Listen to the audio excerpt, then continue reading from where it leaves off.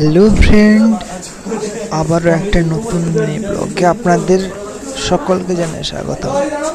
আজকে আমাদের কলেজে, আমাদের জীবনে শেষ ইন্টারনাল কলেজ লাইফ, অর্থাৎ আজকে একটা বিশেষ দিন যেখানে সবাই একসঙ্গে উপস্থিত হয় শেষবারের মতন। হয়তো সঙ্গে সবাই খুবই ইমোশনাল, কবে কার সঙ্গে দেখা হবে।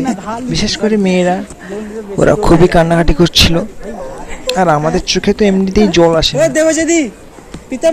সবার সঙ্গে কয়েকটা মিনিট, কয়েকটা মুহূর্ত সময় কাটালাম। শেষে পরীক্ষা শেষের পর স্যারের সঙ্গে কথা বললাম, তারপর বাড়ি যেভাবে প্রতিদিন আসি। তো আজকে খুবই মনটা খারাপ ছিল, কিন্তু কিছু করার নেই, প্রতিবারই এরকম হয়। দেখতে পাচ্ছ সবাই যাচ্ছে বাড়ি ফিরে। কথা বলতে বলতে কে জানে কবে কার সঙ্গে দেখা হবে। আমিও ফিরে যাচ্ছি, সঙ্গে আমার সাইডে আর একজন,